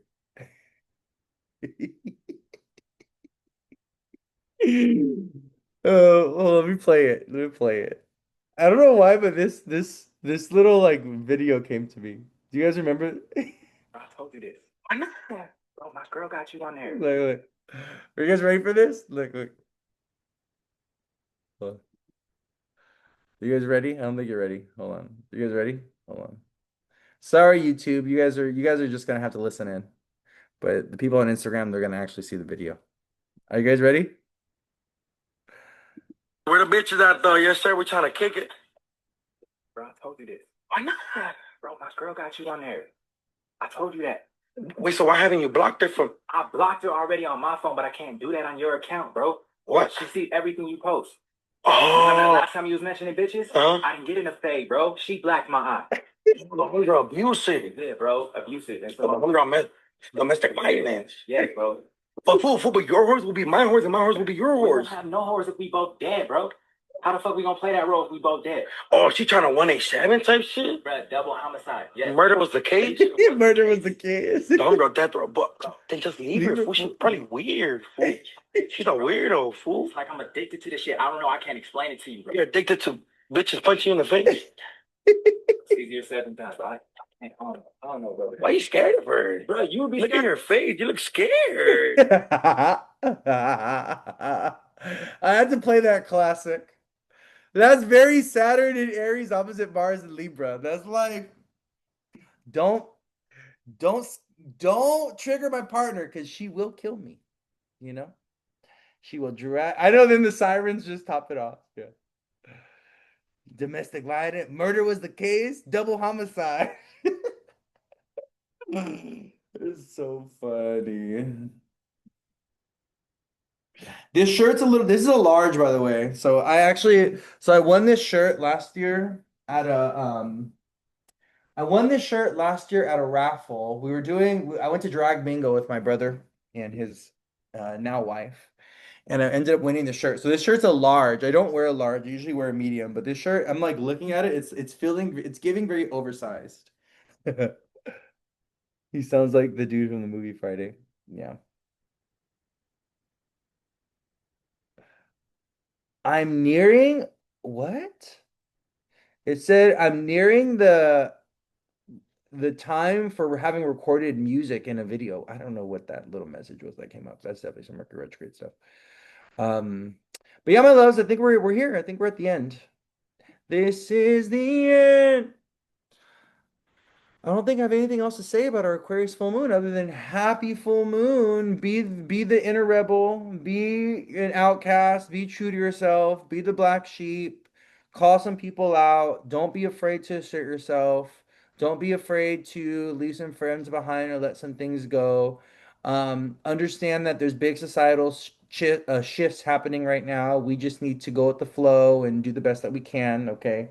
And yeah, go out, hang out with your friends, have some fun this weekend. But just be careful because the astrology is a little violent, is a little tense, so be aware of engaging in conflict. And if you're going to engage in conflict, choose your battles wisely and, just be okay. Don't bring a knife to a gunfight, okay? If you go into a gunfight, baby, you better bring your gun. All right. That's all I gotta say. Okay. Don't bring a knife to a gunfight. Okay. Make sure before you engage in a battle, before you go to war and assert yourself and you deal with conflict, have a plan, have a strategy. Okay. Coming from a Scorpio Sun, Mercury, Venus, the most effective battles, the most effective wars come when you have a plan. You win. Your likelihood to win, okay, be the victor, comes from when you have a plan and you strategize. You kind of do your research. You got to have a plan of attack, okay? Um, very strategic. I'm a very strategic. I have a Capricorn moon, I have a Mars in Libra, I have an eighth house Mars, and I have a Scorpio stellium. So you will not see me just jumping into a war without doing my research, without doing some getting ready and getting prepared, and you know, having some tools in my tool belt.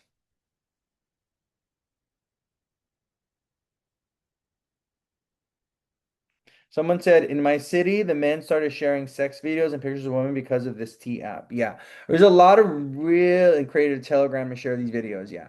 There's a lot of weird gender sex things happening right now with relationships and a lot of weird political stuff associated with like, gender dynamics and relationships and also kind of like, it's a full moon square in Lilith and Scorpio.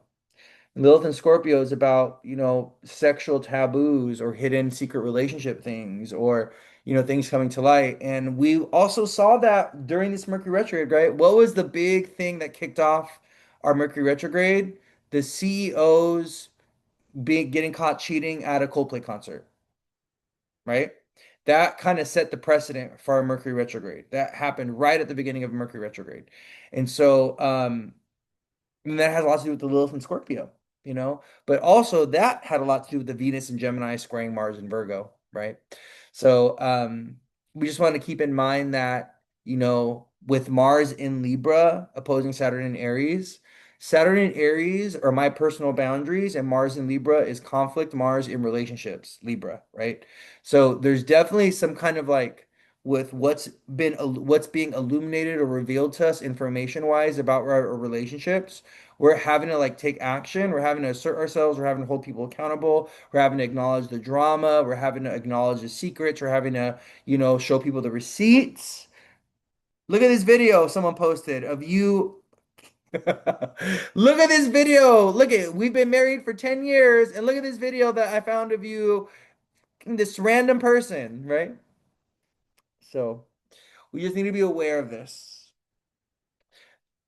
Also, if this could be relevant in your life, if these planets of Saturn, Mars, and Libra are hitting you directly in your chart, right? So what's actually really interesting is I have the nodes in Aries and Libra. I have my North node in Aries at 0 degrees, and I have my South node in Libra at 0 degrees. And so Saturn and Mars are right on my nodes right now. And a situation that I dealt with back in 2024 when the nodes were going through Libra and Aries, yeah, because the eclipses were going through Aries and Libra, found its way back on the 7th, 2 days ago. Some drama that had unfolded in my family during the Aries Libra eclipses of last year, okay, and of 2023. That narrative and that story resurfaced lightly, but it did, with Saturn and Mars going into Libra and going on my nodes. And it came back on the 7th. Right as Mars went into Libra, right as Mars went into Libra and opposed Saturn. So, yes, there's definitely relationship drama out there. There's people getting caught cheating and stuff. Men are just dropping the ball. I will say, men are just dropping the ball. But we got to be aware of that, okay?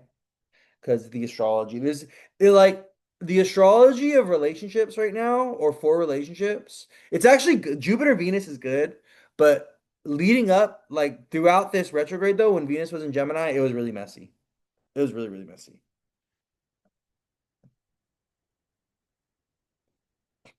It was really messy. Um, the Venus and Gemini, Mars and Virgo thing with the nodes being squared by Venus and Mars being on the south node, that was really messy. But I do think Jupiter Venus is bringing some kind of like healing when it comes to the area of family relationships, love, commitment, loyalty. That we're asking ourselves some deeper questions about relationships during this full moon. And we're asking ourselves, does he really see me as the mother of his children? Does he want to get married? Does he really want to build a family with me? Does he want to buy me a boat or buy me a home, or does he want to move in together? Like we're asking ourselves these like bigger questions. Does he really love me? Does he want to make me a mom? We're asking ourselves these questions right now. And the answer is no. I'm just kidding. I'm just kidding. I love you guys. But yeah, Jupiter Venus together is definitely good. It's good for if a man is right now would be a good time for him to realize that he's your husband, okay? If you don't realize it with the Jupiter Venus conjunction, baby, then maybe he's not your husband. Okay? Maybe he's not the one. You got to entertain that possibility that he just might not be the one. On the sofa, eating ice cream and cookie watching Hallmark movies, crying. Yes, that's definitely Jupiter, Venus, and Cancer energy. I feel like men don't be asking tarot readers the same questions. LMAO. Yeah, they definitely don't. Yeah. You know what's so funny? Okay, I'm gonna share this with you guys. I'm gonna share this with you guys. What's so funny is like, no, we'll save it for another day. We'll save it for another day. I don't want to get into that conversation. That's neither here nor there or anywhere in between. So that has nothing to do with what we're talking about. So I'll just leave it be. We'll bring it up some other day because that's gonna open up a whole conversation, and baby, I'm just not ready to go down that path. Okay, I am ready to. Unless you guys are ready to be here for another 15, 20 minutes, and I don't think we're ready for that. You know, we're already at 2 hours, so I love you all so much. Happy full moon in Aquarius. Be blessed, be well. Pull some tarot cards for yourself today, or tomorrow, or yesterday. Pull some tarot cards for yourself. Give yourself a little reading, you know. This is a very spiritual full moon because it is aligned with the star Sirius. Uh, and so this full moon is connecting us to a Jupiter and Venus are aligning on Sirius, right? It's so Sirius is located at 13 degrees Cancer, where Jupiter and Venus are coming into alignment. So, yeah, so be aware of this human consciousness, this deeper love. Sirius connects us to this idea of like unconditional love, and we're all humans, and Sirius has this as the North Star. Is Sirius the North Star? I think it is, right? Sirius North Star. Oh no, it's not. No, no Polaris. I need to do more. I need to study the stars. I need to study like the stars more. I'm such a traditionalist that mostly study like traditional planets, but I need to study the stars more. I don't know much about them. But yeah, so Polaris is our North Star. But yeah, Sirius has a lot to do with kind of human consciousness, the Palladians, higher, spiritual evolution and things like this. So, we want to connect. I also think, the full moon in Aquarius reminds us. So these will be my closing thoughts for the full moon before I let you guys go. The full moon in Aquarius reminds us that we are who we surround ourselves with. You become the people that are closest to you, right? The groups that you are part of, the communities that you flow in, the way you integrate yourself into society, where you show up in society, right? The role that you play in society is also reflected in your identity and your person. So be intentional with those things. Choose the people that you want to become like or that are aligned with your authenticity and your truth. Choose to connect with those people. Choose to build community with those people, right?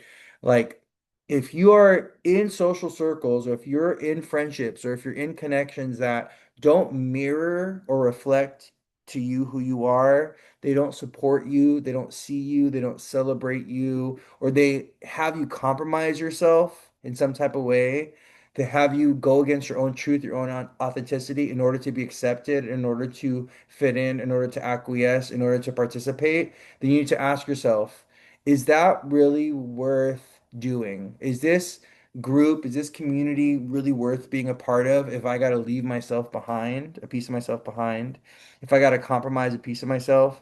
If I go to this community, if I go to these friendships, if I go and participate in this group, and I don't see myself being reflected back. I don't feel seen or supported or celebrated. What am I doing here? Why am I here? Right? And we got to ask ourselves these kind of deeper questions, and we got to be aware of the truths that show up when we ask ourselves those questions and when we take a look at how we really feel when we're interacting with these people, when we're interacting in these social groups and stuff, right? So, you know, and it may be tough, sometimes you are the one that's here to change some kind of ideology, or you're here to challenge some kind of status quo when it comes to groups and collectives, right? And I think that's also a big part of this full moon in Aquarius is kind of like if the group and the collective is not going in the right direction, if there's something off, you as the individual need to bring it into the group consciousness or group awareness, you need to say something, right?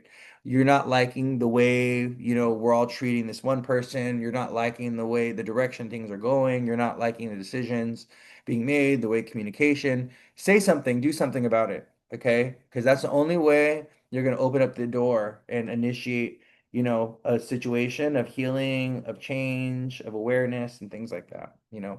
So, yeah, never compromise yourself in order to be accepted. Never. Never, never, never, never, never, never, never. That's my Uranian energy. I have Saturn, Uranus in a conjunction in my chart. So, I'm an Aquarius rising in Vedic astrology, and to me, it's nothing is worth the price of your truth, your authenticity. Nothing is worth there's nothing is worth, right? Like there's no toll that is worth paying in order like to compromise yourself, to leave a part of yourself behind, right? Like in any time we do that, anytime we leave a piece of ourselves behind in order to be accepted, in order to be loved, in order to fit in, we betray ourselves. We betray ourselves every time we do that. We betray ourselves, you know? And then we end up, and then we'll regret it one day. We'll regret it one day. We will regret it. So, all right, my loves. Oh, let's do it. Let's do a stretch together. Oh, let's do a stretch. Oh.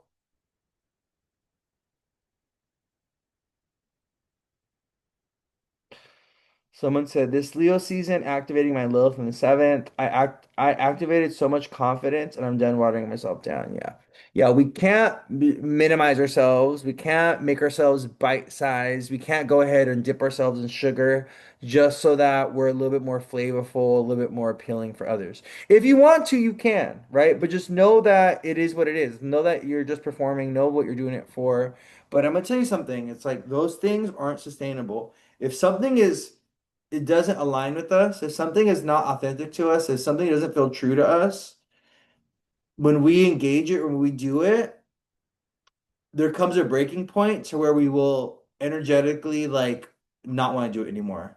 Or like where the mask will come off. Or there'll be like there comes a breaking point to where we cannot sustain it, we cannot do it anymore. At some point we just get to this place of like, oh, I can't do that no more. I'm rejecting myself, I'm denying myself, this doesn't feel right, this feels off, right? So, and this full moon in Aquarius, you may realize that. You may realize like, hey, this is my breaking point, or I can't perform like this anymore. I can't do this anymore. So something to be aware of. Okay? Mwah! I love you all so much. Have a beautiful, blessed day. Happy full moon in Aquarius. I'm gonna go ahead and post this right away. I'm also gonna go ahead and post this on YouTube. So this will be on YouTube by end of day today. Okay? Love you all so much. Take care of yourselves. Happy full moon. Go out, have fun, party, celebrate, fall in love, make a baby, buy a house. Get yourself a sugar daddy, okay? Find yourself a Saturn man, all right? And get yourself a foreign man if you're a Jupiter person. Okay, go get yourself or Mercury person, go get yourself a foreigner. I love you all so much, okay? Take care. Have a blessed day. Bye.